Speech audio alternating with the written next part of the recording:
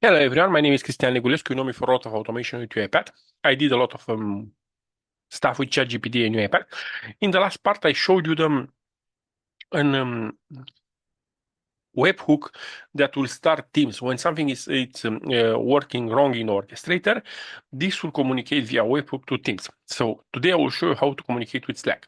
So basically, I have a process in UiPath Studio Web where I have a webhook. So here I have the address of the webhook, yeah? And when this is happened, this will send a text message to the user Cristian Negulescu on Slack. Here I have a private Slack instance. So you see here that I receive already a message, and we'll send also a message to the channel. Yeah, so a message on chat to the channel. And here I put this ID is the ID of the test channel. If I go here on the test channel, it's the ID of the test channel. My private Slack instance is limited and I'm not able to read the channels. But if you use the full channel, you will be able to read this one. So what you'll do, you will put this webhook, and this webhook you have to configure inside of the orchestrator. Inside of the orchestrator, if you go here on the tenant webhooks, you are able to connect. So you add here a webhook, you put a name, test YouTube, you put here description YouTube, for example, and here you put the URL of the webhook. I don't copy the URL, but you believe me, you put the URL of the webhook. And here you have to select the events. So in my case, I select when job is failed or when job is suspended. Yeah. So when job is failed or suspended, this will send text messaging to this will send data to the webhook. I will not create the webhook because I already have created the webhook, like you saw from the video with Teams. This is the webhook. And now, if I will go and start a job, so I go on Orchestrator and start a job, and a job that is failed, you will see that the system will be able. So I go to automation. I will say jobs, and I will say print start.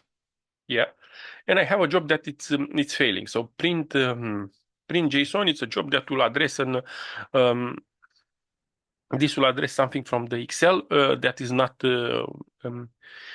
there. So basically, he will address a field from Excel that is not there. So this will crash, and this crash will generate an error. Yeah. So this error will activate the trigger, the webhook trigger, and the webhook trigger will send a message to the workflow that I showed you. And the workflow that I show you now, it's working with Slack. Yeah, so as I show you on the workflow is trigger, and the workflow will write on Slack to Cristian Negulescu and also to channel test.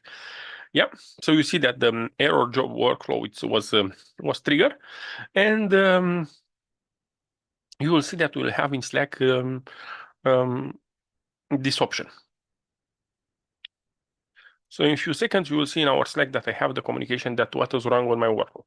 So here on test channel, you can see here that I have process name was print the JSON, then we have the robot name, and we have the type of field, jobs. And here you have all the description that the sheet already exists with that name. And here on the, my bad, on the C Negulescu, we have the same message, yeah? So you see on 4:18 exactly the time from now. So that was the idea that when something is crashing on the orchestrator, the robot it's able to talk very fast with the Slack channels or Slack direct messages. There is another option inside of the orchestrator. In the orchestrator, if you go to preference here on the new version of the orchestrator, if you go to preference, if you go to notification, on the notification, you go to management notification, you have here Slack configuration. Yeah, we have the connection to Slack that I already did, and I'll say enable to this connection. I select my connection, and here I can select a channel, and the system will automatically send notification to my channel. Because my version of Slack is limited, I'm not able to show you this stuff. Yeah.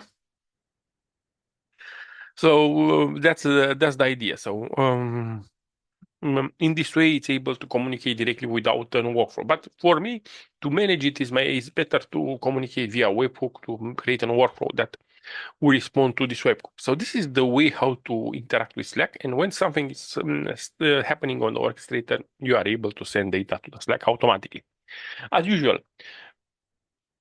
comment my movies, like my movies, and tell me what else you want to see inside of my movies. Thank you very much for watching. Stay safe. Have a good one. Bye bye.